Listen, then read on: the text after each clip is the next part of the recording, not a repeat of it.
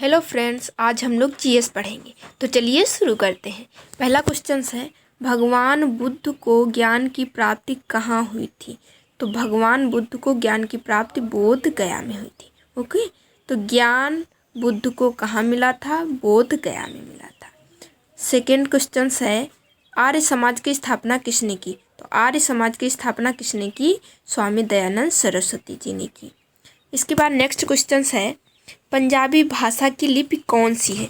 तो देखिए, पंजाब में सबसे ज़्यादा कौन रहते हैं? सिख। और सिख किसको मानते हैं? गुरु को। तो वहाँ की लिपि कौन सी हो जाएगी? गुरुमुखी। ओके, तो पंजाबी भाषा की लिपि कौन सी है? गुरुमुखी है। नेक्स्ट क्वेश्चन है, भारत की मुख्य भूमिका दक्षिणतम किनारा कौन सा? तो भारत की मुख्य भूमिका दक्षिणतम किनारा कन्याकुमारी है। ओके, अगर पूछे कि भारत की दक्षिणतम जो भूमि है उसका अंतिम जो है पॉइंट कौन सा है, तो वो कौन सा हो जाएगा? इंदिरा पॉइंट।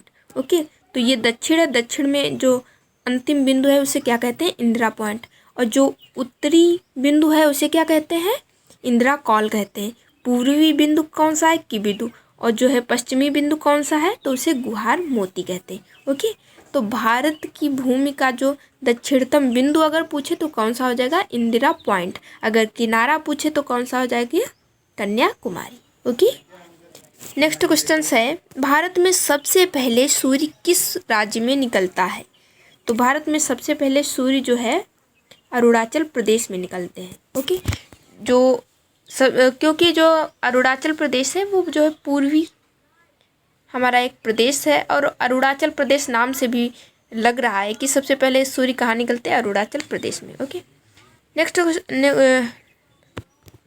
क्वेश्चन है, इंसुलिन का प्रयोग किस बीमारी के उपचार में होता है?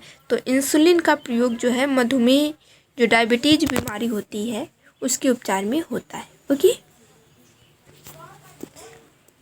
अगला क्वेश्चन है, बिहू किस राज्य का प्रसिद्ध त्यौहार है? तो जो बिहू है वो असम का प्रसिद्ध त्यौहार है। ये देखिए बहुत ज़्यादा पूछता है क्वेश्चन, तो ध्यान रखिएगा। बिहू किस राज्य का प्रसिद्ध त्यौहार है? तो असम का है।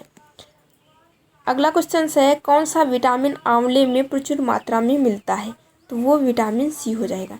देखिए, जो आंवला होता है वो खट्टा होता है ना, तो जितने भी कसैलेपन लिए और जो है खट्टे पदार्थ होते हैं उसमें कौन सी जो है विटामिन होती है? तो वो विटामिन सी होती है। एक क्वेश्चन पूछा जाता है कि सब्जियों के धोने से कौन सी विटामिन नष्ट हो जाती है? तो वो विटामिन सी ही है, विटामिन सी। ओके, तो सब्जियों को धोने से कौन सी विटामिन नष्ट हो जाती है? Vitamin C. नेक्स्ट क्वेश्चन है, भारत का प्रथम गवर्नर जनरल कौन था? तो भारत का पूछ रहा है इसमें, भारत का प्रथम गवर्नर जनरल कौन था? William Bentinck.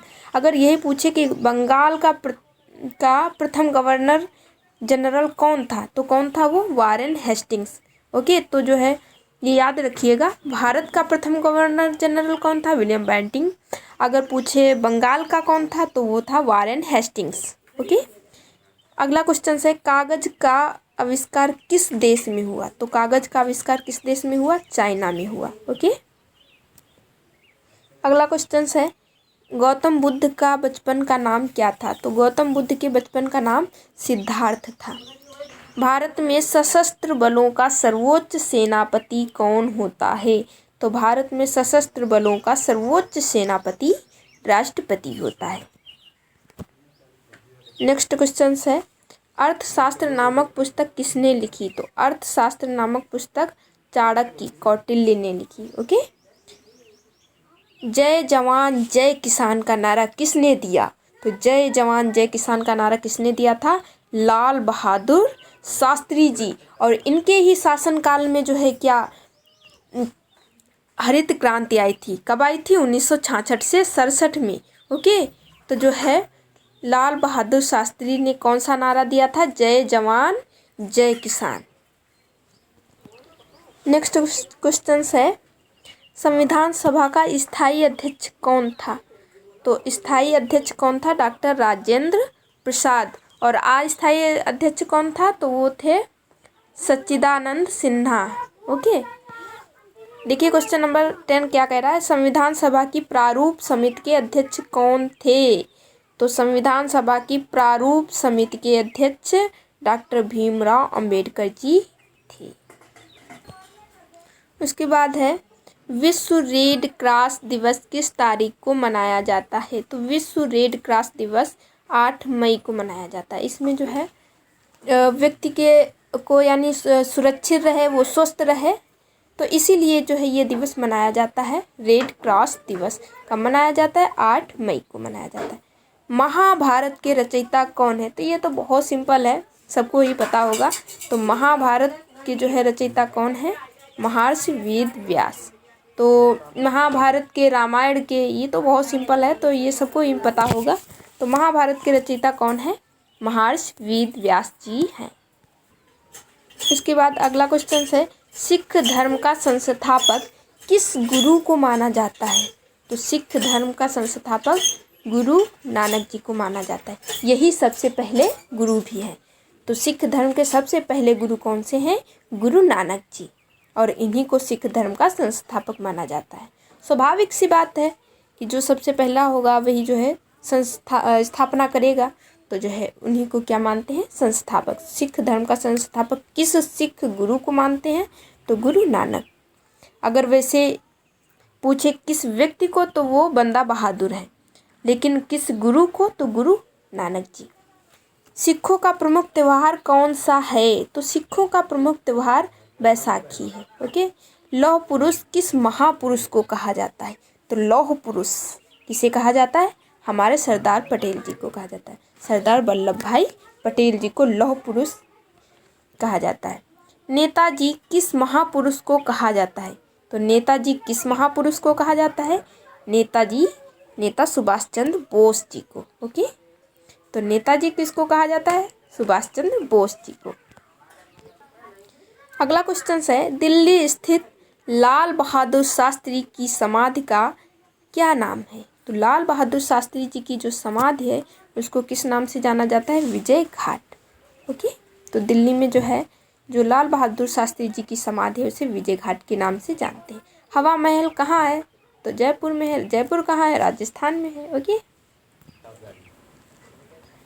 नेक्स्ट क्वेश्चन है माउंट एवरेस्ट पर 2 बार चढ़ने वाली पहली महिला कौन थी? तो वो संतोष यादव। अगला क्वेश्चन है ब्रह्म समाज की स्थापना किसके द्वारा की गई?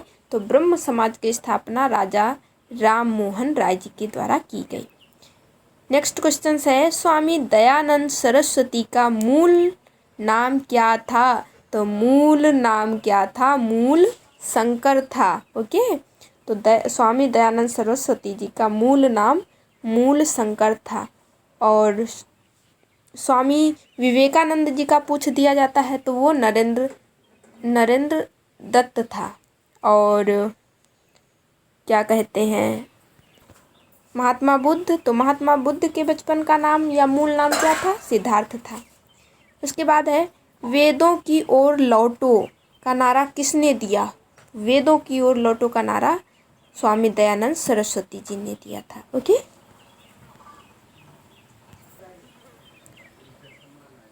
रामकृष्ण मिशन की स्थापना किसने की? तो रामकृष्ण मिशन की स्थापना स्वामी विवेकानंद जी ने की थी। रामकृष्ण कौन थे? तो स्वामी विवेकानंद जी के गुरु थे। वास्को डी गामा भारत कब आया? तो सन 1498 ईस्वी में आया। कहाँ आया था भारत में सबसे पहले? तो कालीकट केरला में आया था। ओके। वास्को डी गामा कहाँ का रहने वाला था? तो ये पुर्तगाल का रहने वाला था। ये पुर्तगाली था। नेक्स्ट क्वेश्चन है जलियांवाला बाग हत्याकांड कब व कहाँ हुआ? तो कब हुआ था? 1919 ईस्वी में हुआ था। और कहाँ हुआ था? अमृतसर। ये सब पढ़ कर के ना बहुत ही दुख होता है। ये जलियांवाला बाग हत्याकांड हो या कुछ भी हो, हमारा भारत देश अगर गुलाम रहा तो इसका मुख्य कारण यही रहा कि हम लोगों में एकता की कमी थी। हम लोग जो है आपस में ही कोई भी फूट अभी भी डाल सकता है। मुझे लगता है कि हमारे भारत देश में एक पंथ निरपेक्ष देश होते हुए भी यहाँ जो है जाति धर्म के नाम पर लोग बांट सकते हैं। और यही कारण था कि हमारा भारत देश जो है परतंत्र हुआ। चलिए जलियांवाला बाग हत्याकांड कहाँ हुआ था? अमृतसर में हुआ था। नेक्स्ट क्वेश्चन है 1939 ईस्वी में कांग्रेस छोड़ने के बाद सुभाष चंद्र बोस ने किस दल की स्थापना की? तो कांग्रेस को छोड़ने के बाद सुभाष चंद्र बोस जी ने फॉरवर्ड ब्लॉक की स्थापना की थी। कब की थी? 1939 ईस्वी में।